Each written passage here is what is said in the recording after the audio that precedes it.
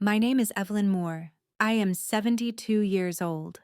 And last Sunday on Mother's Day, I sat quietly at the very end of a long table dressed with tulips and linen napkins, watching my daughter slide a diamond ring across the table to her mother-in-law. She said, "It's just a little thank you for everything you've done for me." The whole table clapped, and I smiled, because no one had noticed I was there. Earlier that morning, I had ironed the only good dress I owned. It was a pale lilac floral print I had stitched myself 20 years ago, back when I still had steady hands. My daughter Laura had called me 3 days prior to say she was hosting a big brunch, and of course, I should come.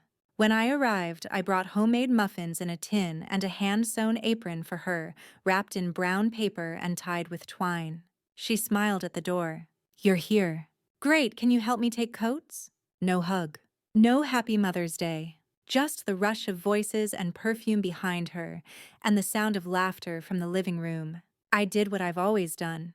I folded into the background. There were 14 guests seated at the table. My seat was at the far end near the sliding door to the backyard. I had to pull it out myself. There was a breeze. I noticed the other end had crystal glasses and fresh roses.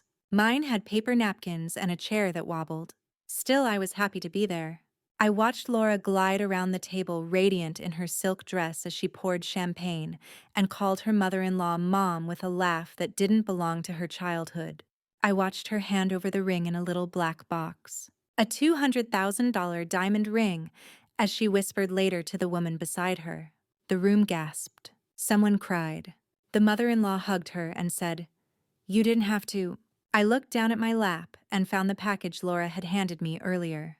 A thin plastic bag with a clearance tag still stuck on. A $10 floral dress from the discount rack, size too small. Still had the security pin in. Nobody clapped for me. And that was when I knew this wasn't just a brunch.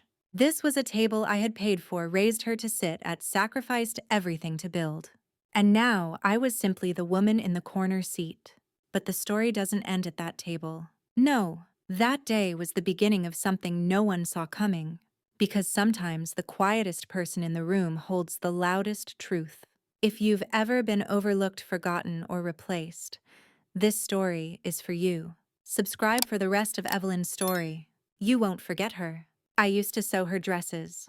Back when Laura was still small enough to sit on my lap, legs curled like a cat, arms wrapped around my neck. I'd hum while threading the needle. She'd watch me, eyes wide, asking, "Will this one have pockets, Mommy?" She always wanted pockets. I always gave her two. Every Easter, every school recital, every picture day, I sewed her a dress. Sometimes from old curtains. Sometimes from coupons I saved 3 months to use. I'd stay up until midnight, hunched at the kitchen table, cutting, stitching, hemming. My fingers would bleed, but she'd wake up the next morning and twirl. She once told me she wanted to be a fashion designer. She wore my work with pride. She used to say, "My mom made this. Isn't it perfect?"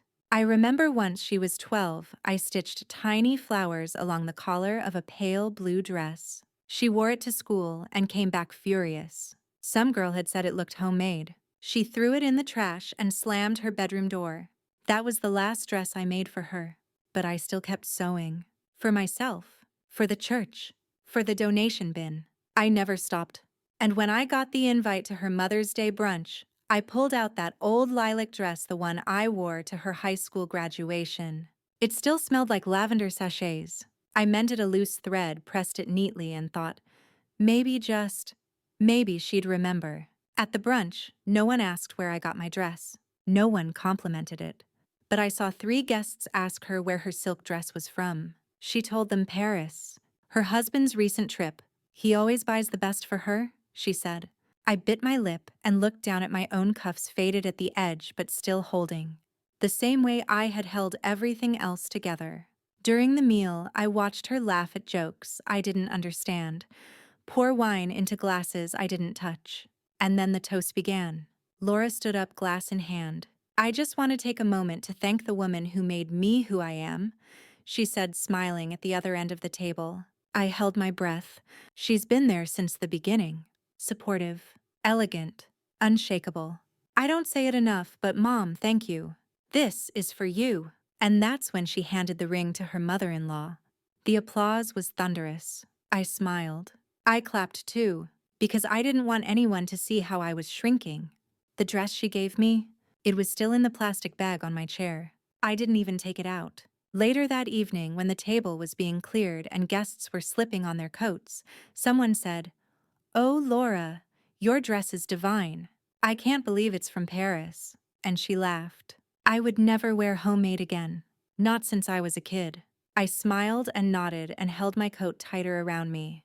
It was the same coat I wore to her wedding. No one remembers what the mother wears to the wedding. But I do, because I made it myself. And I paid for her veil. But now here I was, a footnote at a brunch. No flowers, no mention. Just a silent, fading figure in a chair near the door. But there's something I haven't told you yet. This brunch, this ring, this public theater of affection, all of it. I had seen it coming.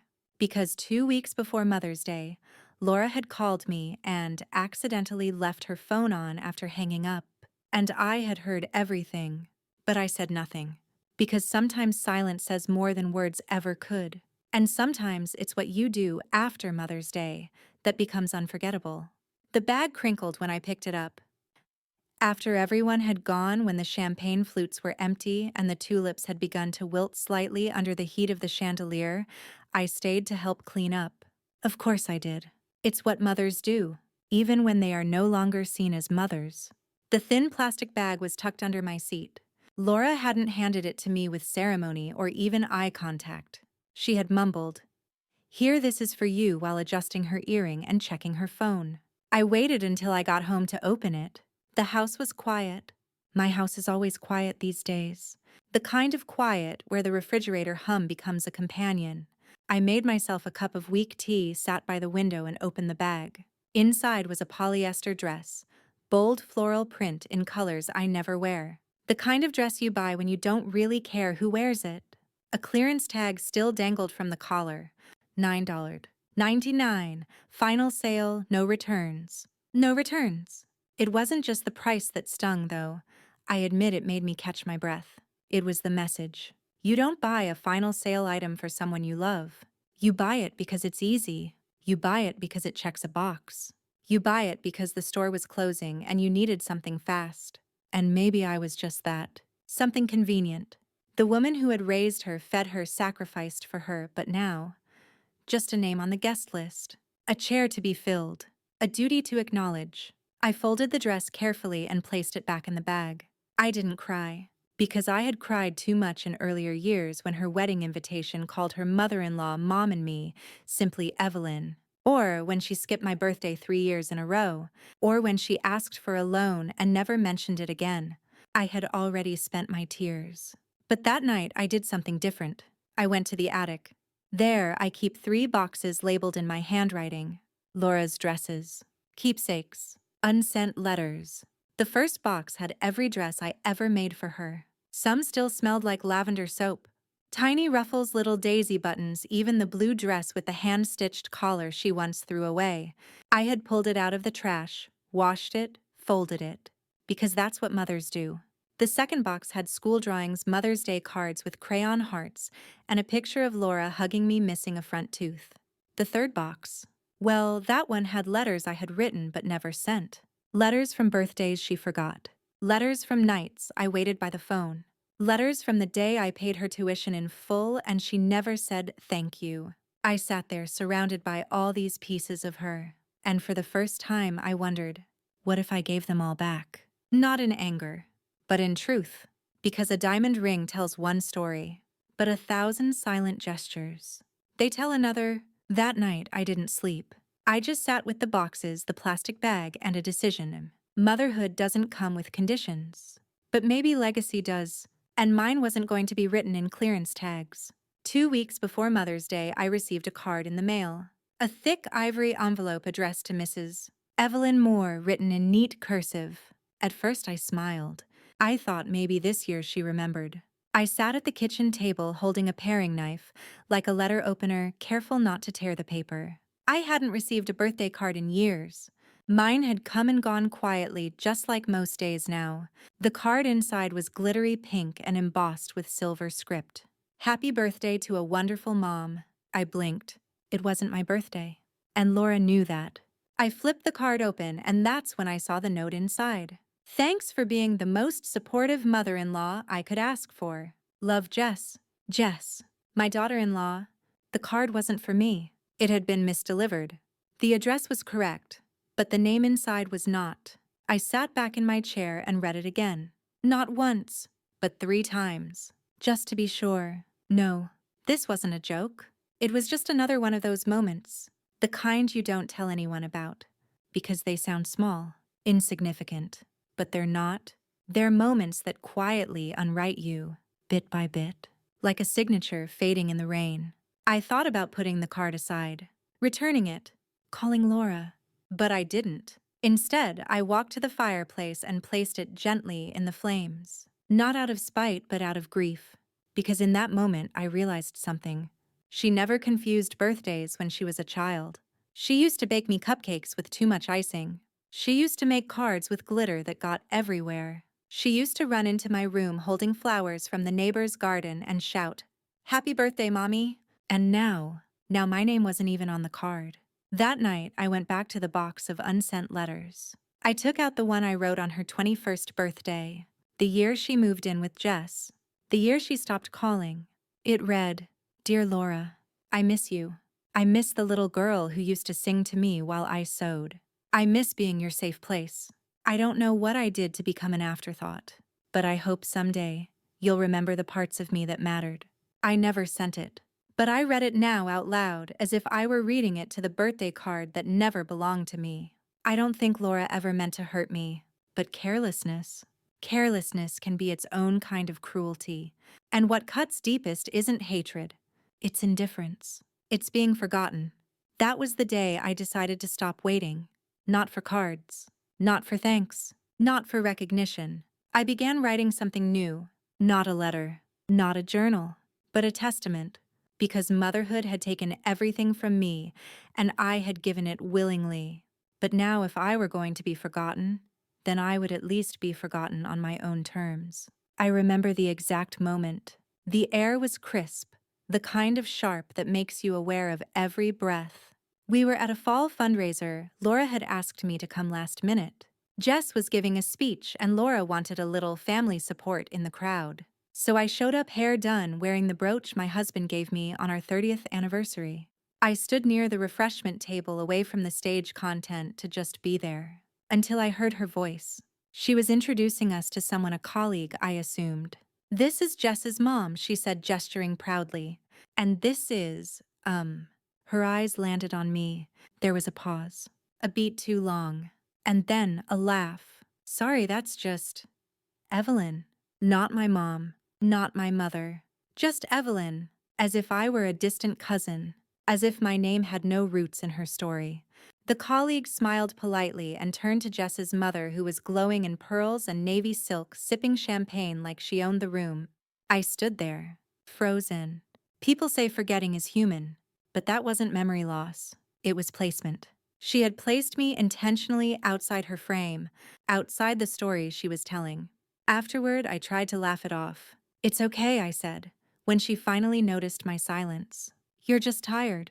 But I wasn't okay.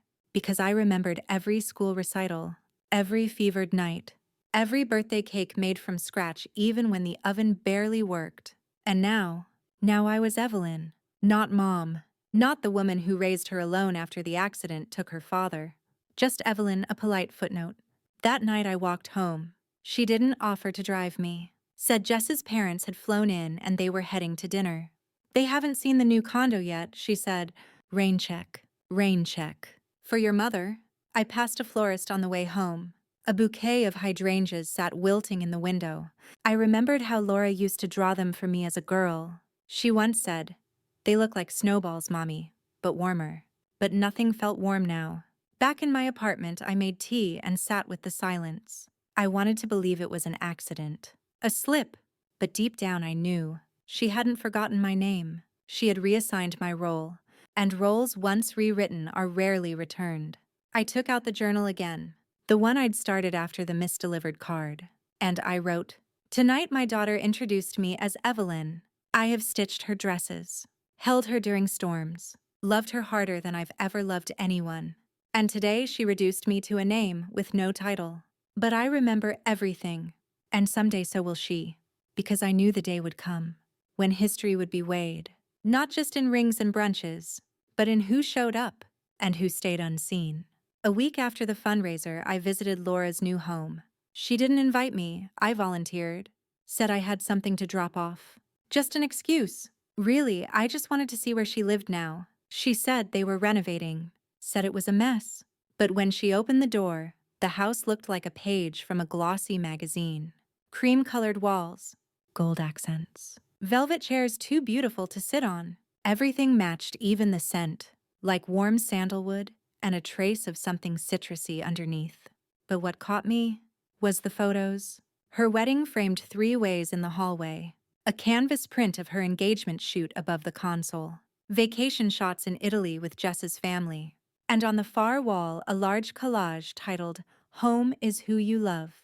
They were smiling, so many smiles, different locations, different outfits, but not a single picture of us, not one photo from her childhood, not one of her with me. It was as if she'd been born at 25, fully formed, sophisticated, and already loved by someone else's mother. I swallowed hard. I hadn't brought flowers or a gift, just an old recipe box. Wooden chipped on one side. Inside were index cards from her childhood. My handwritten recipes: banana bread chicken soup, her favorite. Pichon. She laughed when she saw it. "Oh, Mom, that's so vintage." She set the box aside like a used paperback. Said she'd scan the recipes later. Later never came. She offered me tea but didn't sit with me. Instead, she moved around the kitchen, taking calls, checking messages. She had a brunch to plan, a guest list to finalize. I sat there invisible, a guest in a museum where I should have been a founder. Everywhere I looked, there she was, laughing, loving, living, but always with someone else. Her name was etched on every wall, but my presence had been painted over. Before I left, I asked if she still had the old photo albums, the ones we made together when she was 8. Each page filled with captions written in crayon. "Oh, I think they're in storage," she said, barely looking up. But honestly, I've digitized most things. That stuff's kind of outdated now. Outdated. That's what I'd become. Like the recipes, like the photo albums, like the woman who once braided her hair before school. On the ride home, I stared out the window and saw my reflection. My cardigan looked too soft, my face too quiet, too polite for the grief swirling underneath. She didn't mean to erase me, but she also didn't try to remember me. That was the cruelty. Not loud, not sharp, but systematic. And systematic things, they're hard to fight. You start to doubt they're happening at all. You wonder if you're just sensitive, if maybe you're the one expecting too much. But love, true love, never forgets who built the walls. It now hangs photos on. That night, I pulled out my journal again. I wrote, "Her name is on every wall, but mine is in every story she never tells. Someday someone will ask where she came from, and silence won't be enough." Then I did something I hadn't done in a long time. I printed one photo of us, the 2 of us, in aprons covered in flour, laughing over a pie we burned. I framed it. I placed it on my own wall, because if she no longer claimed me, I would still claim her, and the part of me she came from. I found it by accident. It was tucked at the very bottom of the recipe box, brittle yellowing with a faded purple ink that had bled from time and flour dust. The top corner had a faint burn mark. I knew why. That was the day the oven caught fire because Laura turned it too high, trying to make a Mother's Day surprise when she was 12. She had cried for hours, thinking she'd ruined everything. But I told her, "This is how you learn. The best pies have scars." That day, we ate cereal for dinner and laughed until our stomachs hurt. I never threw the card away. And there it was again in my lap. Pecan pie, Laura's version. Her handwriting still had loops too big and shaky confidence. At the bottom, a note in crayon. "For Mommy. So you don't forget, I made this just for you." I stared at it for a long time. That little girl, she used to beg to stir the batter. She used to sit on the counter with powdered sugar on her nose and say, "When I grow up, I'll have my own kitchen and you'll visit me every Sunday." She said I'd always have the first slice. But now I was handed tea in a to-go cup and told, "I'll call you later." The contrast wasn't cruel in words. It was cruel in absence. That recipe card reminded me of what was once unbreakable, of how far we'd drifted. And then I realized that card was the last thing she'd ever written to me by hand. No notes since. No letters. Only emails, invoices, text messages signed with emojis instead of love. So I made a decision. That night I baked the pie. Same way. Same burn on the edge. I took photos of the card, the flour mess, the pie, cooling on the windowsill. I printed one, wrote on the back, "Your recipe still works. Love still does too, Mom." I put it in an envelope and mailed it to her. Not to demand anything, not even to remind her of guilt, but just to say, "I'm still here. I remember you." And then I waited. Days passed. Then a week? No reply. Until one morning the phone rang. Unknown number. I almost didn't pick up. But when I did, it wasn't Laura. It was her housekeeper. Soft voice. Nervous. "Miss Evelyn, Laura asked me to let you know she received your pie. It's in the fridge. She's been busy." I thanked her.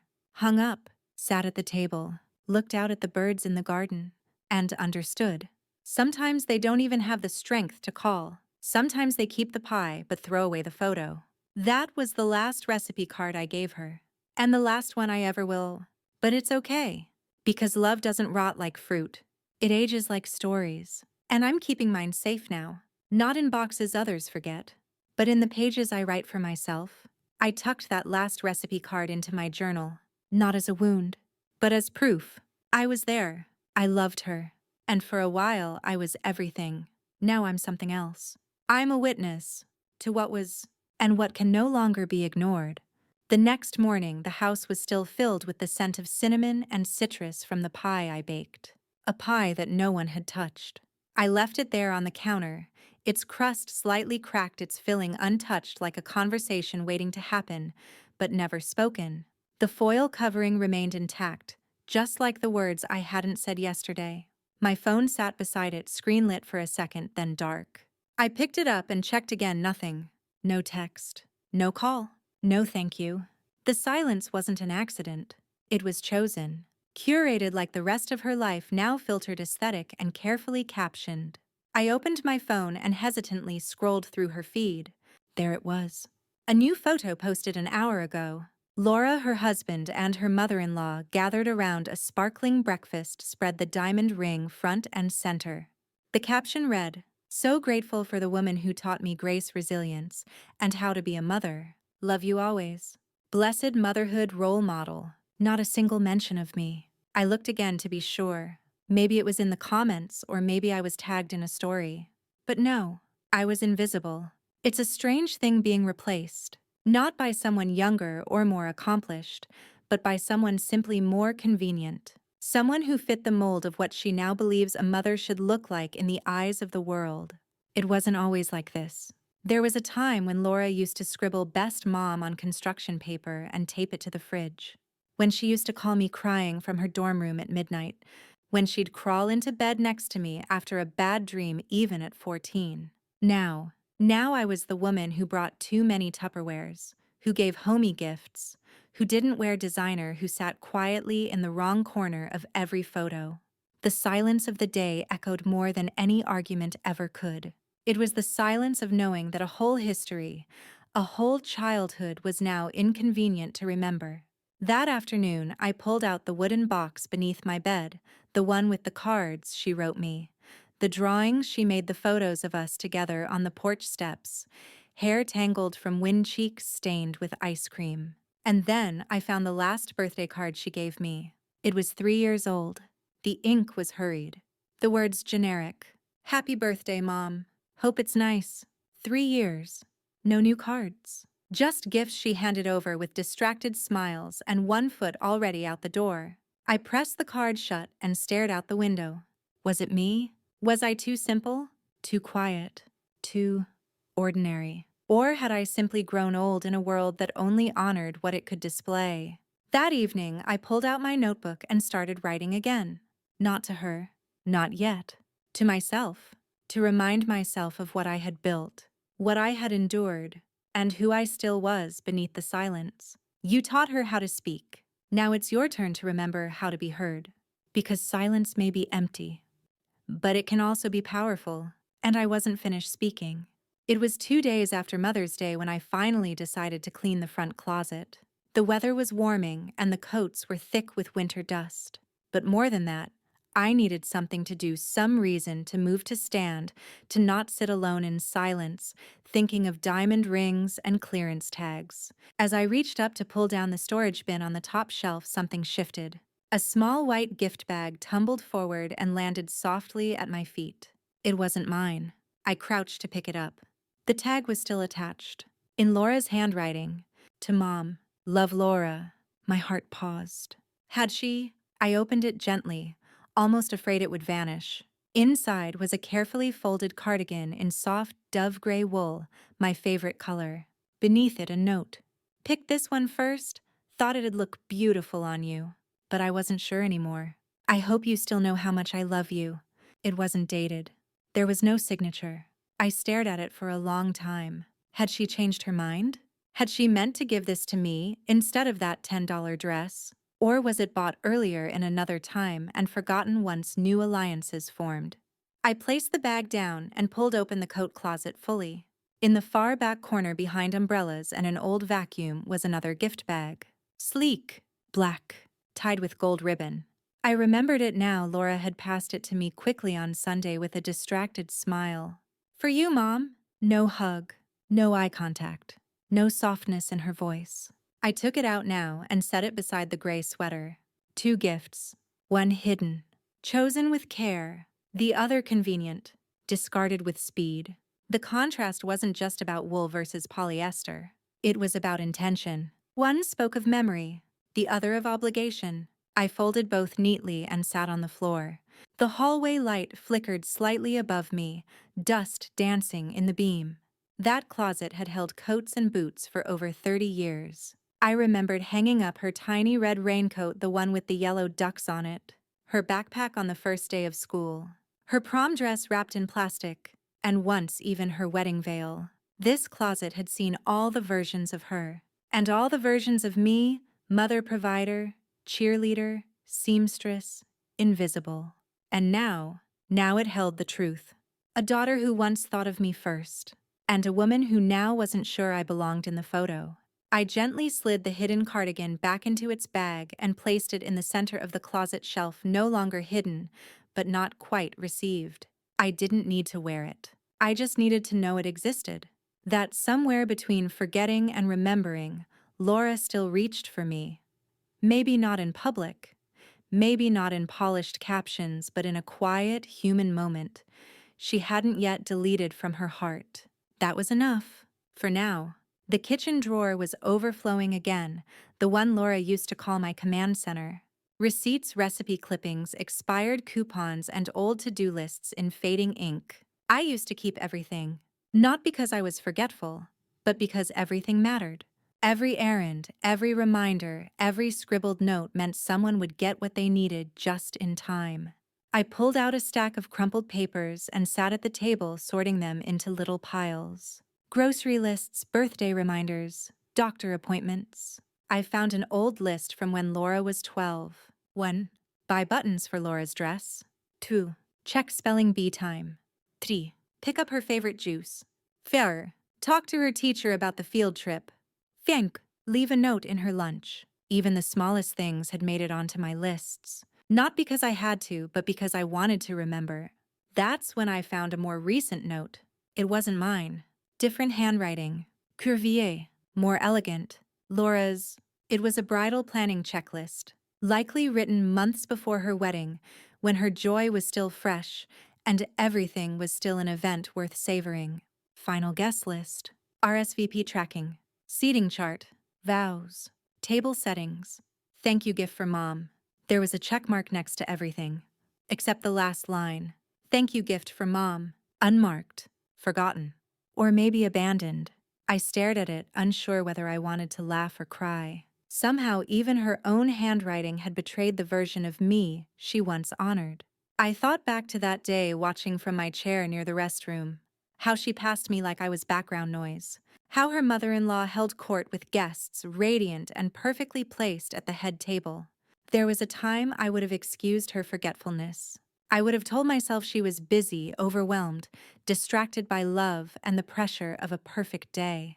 But now I wondered if it was something more deliberate.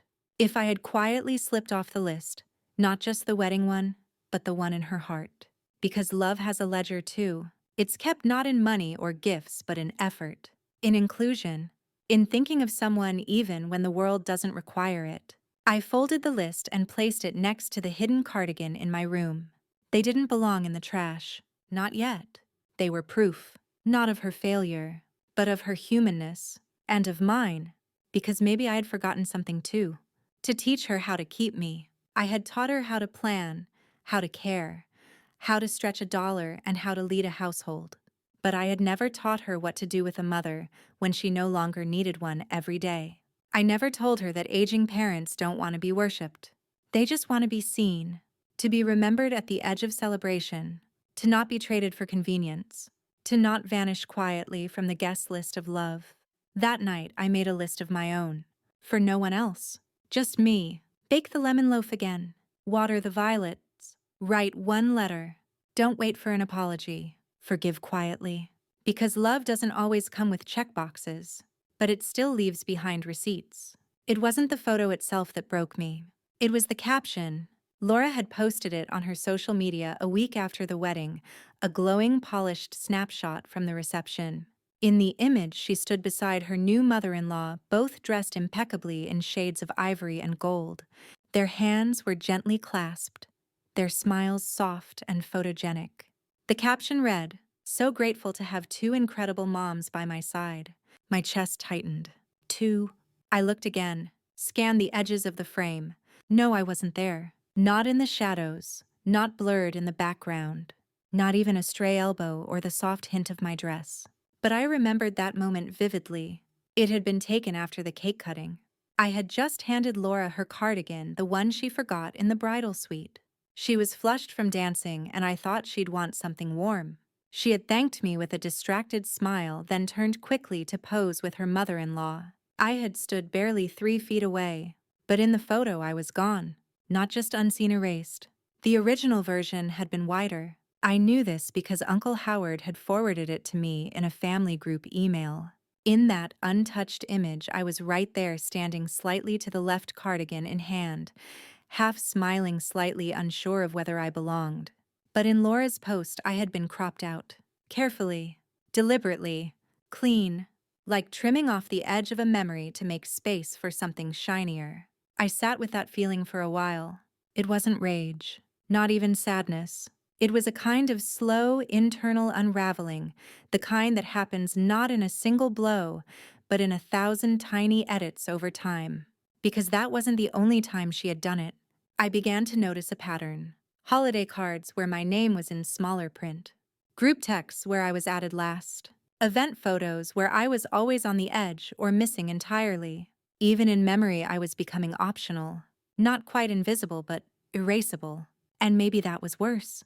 Because to be invisible is to be forgotten.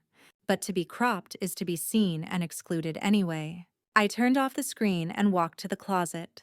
Pulled out an old box marked Laura, age 10. Inside, school photos, ballet recital, snapshots, birthday party candids. In almost everyone I was there. Not in the foreground, but somewhere holding a jacket, fixing a hem, cleaning frosting off her cheek. Always present, always near. I never needed to be the star, but I thought I'd at least be kept. That night, I didn't cry. I wrote a letter, not to guilt her, not to demand explanation, just to tell her the story she had started to rewrite. Dear Laura, there was a time when I'd hold the camera and wait for your smile, even when you didn't want to give it. I'd stand outside ballet recitals with bobby pins in my coat pocket and extra tights in my purse. I used to take pictures too, not to post, but to remember. You don't owe me the center of every frame, but I hope you don't crop me out of the story either. I didn't send it. Not yet. Some letters aren't meant to be read. They're meant to be written so the writer can remember her own worth. Because I still existed, even in the edges, even when erased.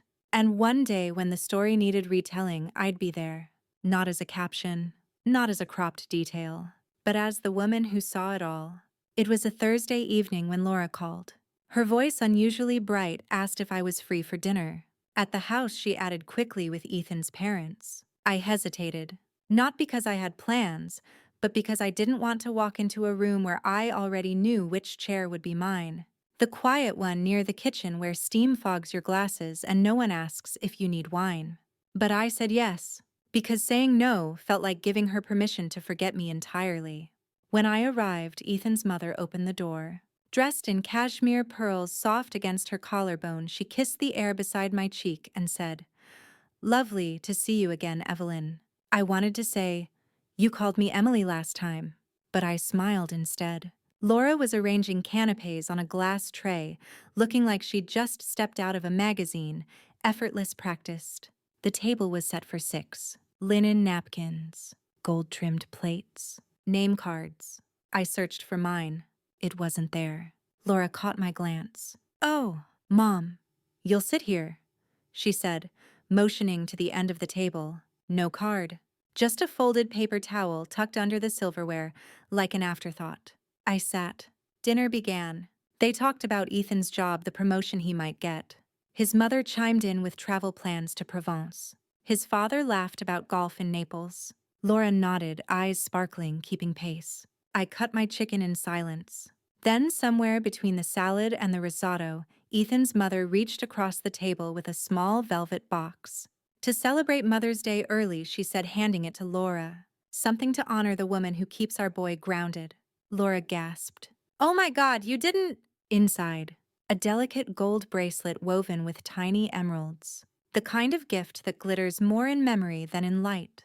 Laura stood up to hug her. I reached for my water. And then Laura said it. "She's more of a mom to me than anyone." The table went quiet for half a beat. Not because anyone noticed the wound she opened, but because they were all too busy nodding. Even Ethan. I swallowed hard. No one turned to look at me. I wasn't angry at the bracelet. I wasn't even angry at the words. What cut deepest was the ease with which I had been replaced. Not in crisis, not in absence, but in comfort. Because it's easy to forget the mother who wipes your nose. Harder to ignore the one who buys you handbags and gives you advice that comes with a credit limit. After dessert, I helped clear the plates. No one asked me to. No one noticed that I did. In the kitchen, Laura followed behind, carrying 2 empty wine glasses. I stood at the sink. She said, "You were quiet tonight." I nodded. "I was listening." She leaned against the counter but didn't meet my eyes. "You know," she said, "Ethan's mom. She just gets me. We're similar." I turned off the tap. "I hope someday," I replied gently, "you remember the ways we were different and what they cost." She opened her mouth, then closed it. I didn't wait for a response. I walked to the coat rack, pulled on my shawl. Just as I reached the door, she said, "Wait." I turned. She held something small, a paper bag, wrinkled, folded at the top. "It's just a little something. For Mother's Day." Inside, a supermarket-scented candle. $3.99 sticker still on the bottom. I said thank you, but I didn't take it. Instead, I placed it gently on the console table near the door. "You'll need this more," I whispered, "when the lights go out and you wonder who stayed." And then I left, not slamming the door, not crying, just walking steady and silent like a woman who had stopped waiting to be chosen. There's a particular spot by my kitchen window. Not grand. Just a wooden chair beside the counter. The cushion is faded, sun-kissed on one side, threadbare on the other. But it's mine. The kind of mine that comes not from purchase but from presence. It faces the street. And for years, it's where I sat each Sunday afternoon waiting for her. Laura. At first, she used to come every week. We'd bake muffins from scratch, laugh about burnt crusts, and fold laundry while watching old movies. She always chose the window seat. Said it felt like the world moved slower from there. I gave her that seat. Every time. But in recent years, she stopped coming. Texts became shorter. Calls turned into silence. And so the window seat became mine again. I sat there the Monday after the dinner with Ethan's family. Steam curled up from my teacup. Outside rain tapped gently against the pane like the world was whispering something I couldn't quite hear. Across the street I saw them. Laura and her mother-in-law stepping out of a car. Both wore sunglasses despite the clouds. Matching beige coats. Matching pace. Laura leaned in for a laugh. The kind of laugh that used to belong to our Sundays. They walked into the upscale home decor store that recently opened. I watched them disappear behind glass doors. And I sat back, not angry, just weathered. I remembered how Laura used to press her face against this same window watching for the ice cream truck. How she'd bounce when it turned the corner shrieking, "It's here." I remembered wiping her tears at this very spot after her first heartbreak. How she said, "I just want to be seen, Mom." The irony settled heavy on my chest. "So do I, Laura." Later that day, a delivery truck pulled up. I assumed it was for a neighbor until the man walked up to my door holding a slim box. "For Evelyn Moore." I nodded, signing. Inside the box, a gift bag from that same store. Inside that, a silk hand towel, monogrammed with an L. No note, no card. Wrong name, wrong house, but somehow so painfully right. I folded the towel gently and placed it on the windowsill. Let the rain mist gently through the open pane. And I whispered, not in bitterness, but in resignation, "I hope she never looks out a window and wonders why no one's waiting. Because I will no longer be." The phone rang at 8. Curtain P. Beep. Not a dramatic hour. Just late enough that I'd already changed into my nightgown, made a cup of chamomile tea, and tucked myself into the rhythm of silence. I didn't rush to answer. Not many people call me these days. But the name on the screen made me pause. Laura. It had been weeks, months really, since a real conversation. The kind without purpose, without performance. I tapped accept and raised the phone slowly. "Hi, Mom." Her voice soft. "Careful." I felt my shoulders tighten waiting for the ask. Maybe she needed help babysitting. Or wanted to borrow the sewing machine again. Or, God forbid, the wedding dress she once wore that still hung in my back closet. "Hi, sweetheart," I replied, measured. "Everything okay?" There was a pause. "Yeah, just wanted to check in. See how you're doing." I almost didn't know how to respond. The world had conditioned me to expect transaction. A request, a favor, a sudden drop-in on her terms. But this time, there was none of it. Just the soft hum of her breath, the slight echo of a quiet house behind her.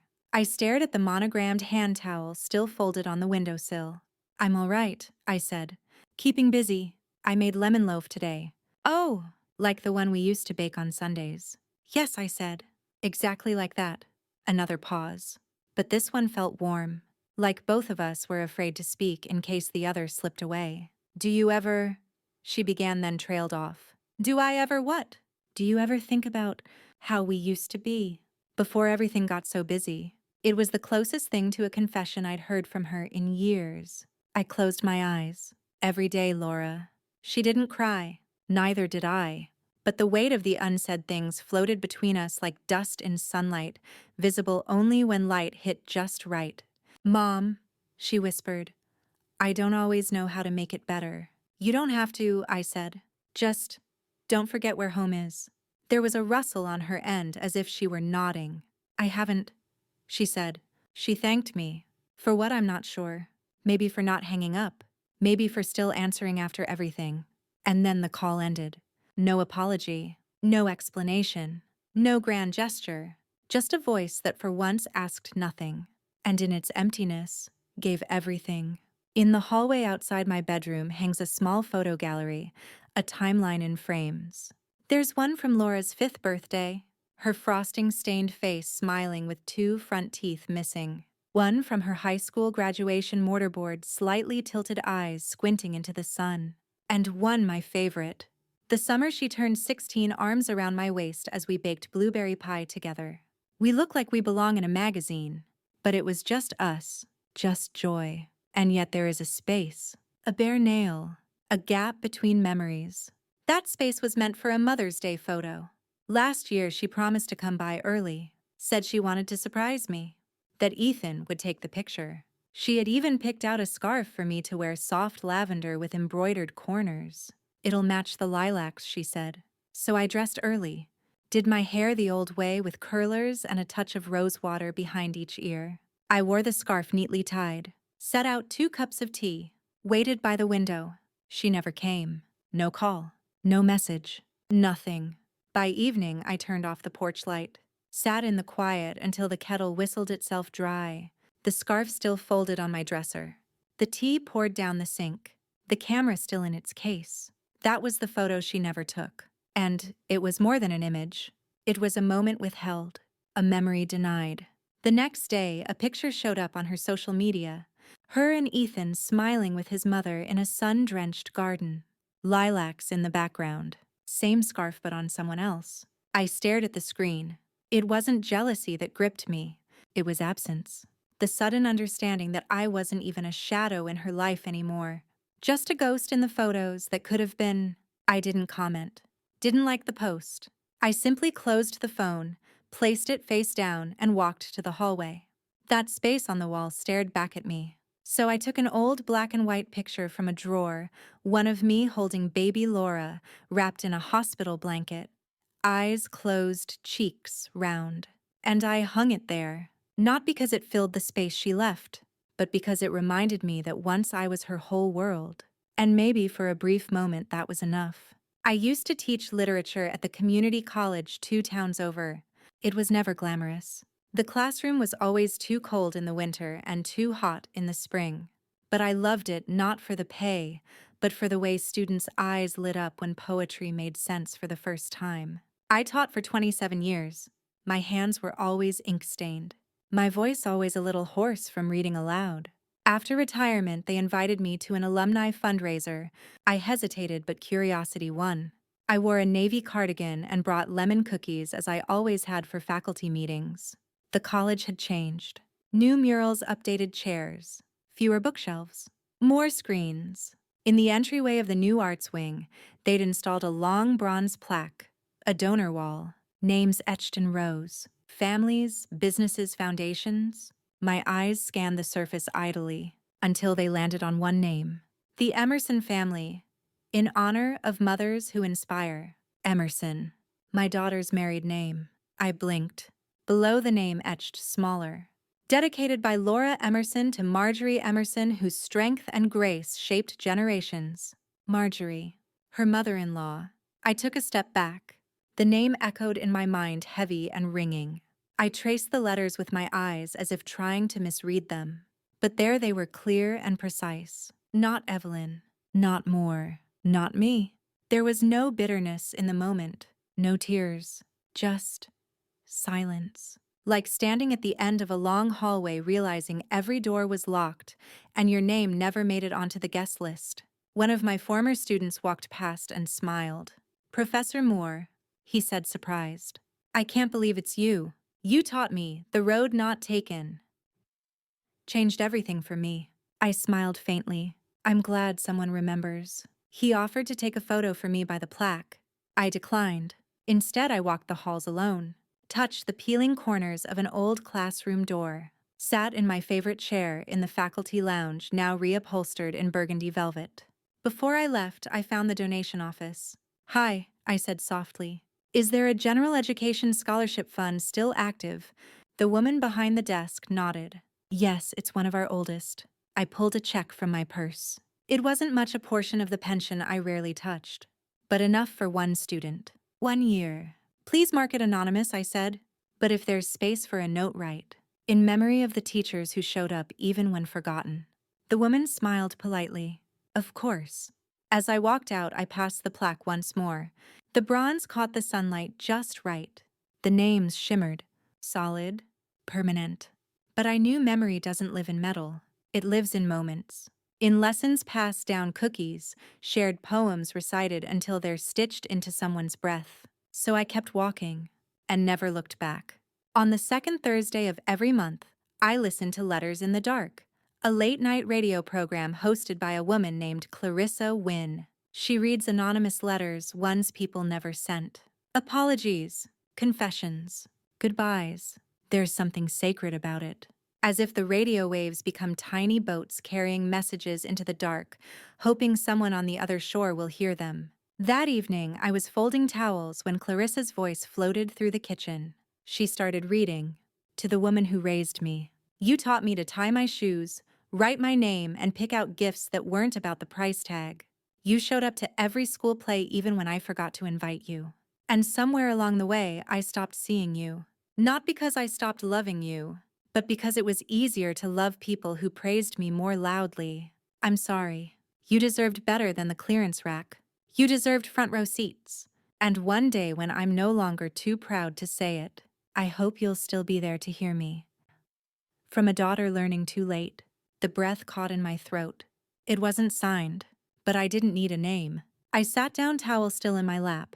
My eyes welled not from pain, but from the sudden shocking warmth of being seen. Even if it wasn't from Laura, even if it wasn't about me, someone somewhere had a mother like me. And somewhere a daughter like mine had begun to realize the silence they left behind. At the end of the show, Clarissa gave her usual sign-off. But this time she added, "To all the mothers out there listening tonight, especially the quiet ones, the ones forgotten in the photos or seated beside the restrooms, we hear you, and we thank you." I closed my eyes. That was enough. The next morning, I sent a letter. Not to Laura. To Clarissa. It was short. Just a folded card with 3 lines. Thank you for reading her letter. I don't know if she meant it for me, but I needed it. I didn't sign my full name. Just E. 2 weeks later, I received an envelope, thick with soft parchment paper inside.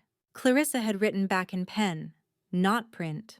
Dear E, I don't know who your daughter is, but I know who you are. You are the kind of mother daughters miss for the rest of their lives, even if they don't realize it yet.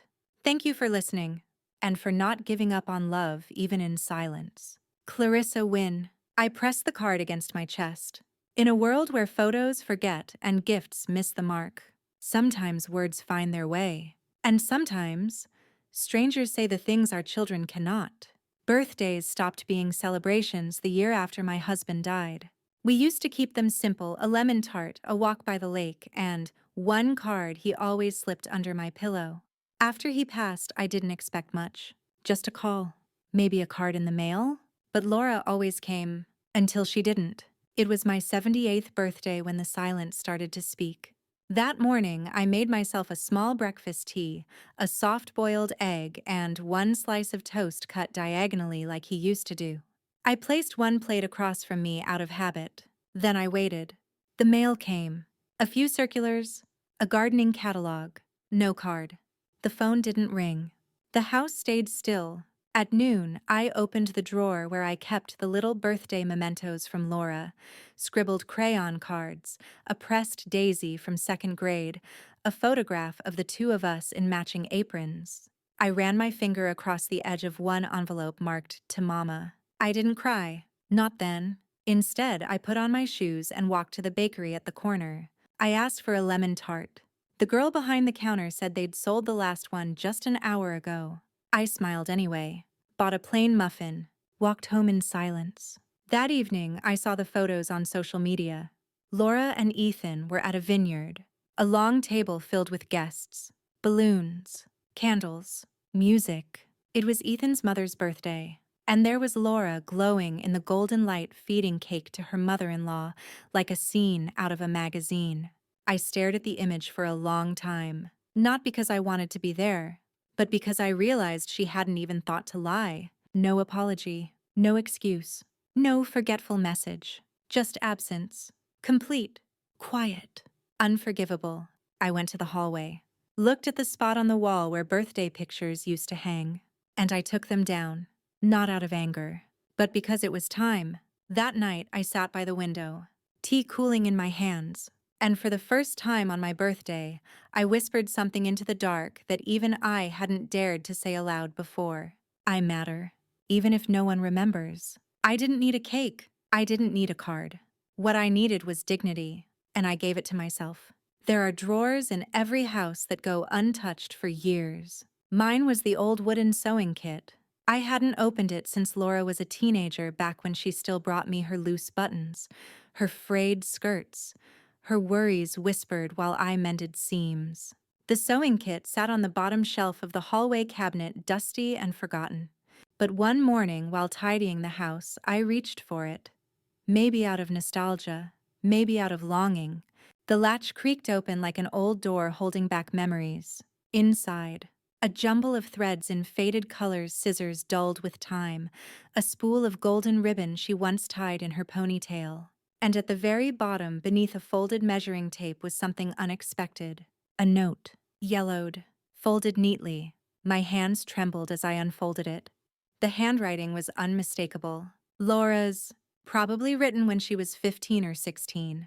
Dear Mama, if you're reading this, I either forgot where I hid it or I meant for you to find it one day. Either way, I hope you remember that I always loved you more than I said out loud. You're the only person who knows how to thread a needle without looking. The only one who knows which teas help me sleep and which ones I pretend to like, just for your smile. I act tough. I roll my eyes. I forget to say thank you. But if one day I'm not as kind as you hoped, please know it's not because you failed me. It's because you made love look so easy I forgot it took work. I hope I grow into even half the mother you are. Even if I forget to say it. Even if I one day seem like I don't see you. I do. Love always. Laura. I didn't realize I was crying until I saw the ink begin to blur in the folds of the paper. For years, I'd carried the weight of feeling invisible, uninvited, unwanted. But this was a thread that still connected us. Worn thin, yes, nearly lost, but never truly severed. I held the note against my chest and sat down beside the window. Was it enough? No, not to erase what had happened. Not to undo the empty birthdays or the silence at the other end of the phone. But it was something real. And for the first time in a long while, I imagined the possibility of softness again. Not forgiveness, not yet, but recognition. Later that day, I placed the note in a new envelope. I didn't seal it, just tucked it gently into a drawer I use often, the one with my favorite pens, the crossword book, the lemon candies I still keep for guests who never come.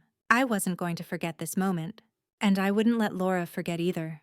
My name is Evelyn Moore, and today I took the train into the city, not for anyone else but for myself. I wore the dress I had sewn 40 years ago, the one with faded lavender trim and tiny pearl buttons that used to be on Laura's baby blanket. It still fit surprisingly. Or perhaps time had shaped me back into something simpler. The invitation came in the mail a week earlier. Community Women's Archive, honoring unsung mothers. I hadn't submitted anything. I didn't even know my name was in the running. But there it was printed neatly in gold ink. Evelyn Moore, honoree. When I arrived at the hall, a young woman in a black blazer greeted me. "You're in the front row," she said, with a kind smile handing me a small bouquet of daisies. My breath caught. The front row. I walked slowly down the aisle, memories trailing me like shadows. The wedding. The birthday. The silence. And now a single white chair with a name tag. Reserved. Evelyn Moore. I sat down. No one rushed to take pictures. No one posted stories online. But in that quiet auditorium surrounded by strangers and warmth, I felt something I hadn't felt in years. Seen. They read aloud a short tribute someone had submitted anonymously. I recognized the handwriting from the note in the sewing kit. Laura's words. She made meals from nothing. Dresses from scraps. Hope from silence. And even when we forgot her, she never stopped remembering us. I didn't cry. Not until after, when I stepped outside and saw Laura standing by the sidewalk. She didn't say anything. She didn't need to. She opened the passenger door to her car. On the seat was a lemon tart boxed neatly with a single daisy resting on top. We drove in silence for a while until she said barely above a whisper, "You were always at the table." I just stopped looking. I nodded, not to agree, just to acknowledge. Some apologies don't come with fireworks. They come with empty seats finally filled. They come with names spoken softly again. They come sometimes too late for a perfect ending, but just in time for a better beginning. And as I sat beside my daughter, not cropped out, not left behind, not forgotten, I thought, this seat, it was always mine. If this story moved you, if you've ever felt unseen or finally seen, leave a comment below. Subscribe for more stories where silence speaks louder than words. Because sometimes the seat we're given says everything, but the seat we claim says more.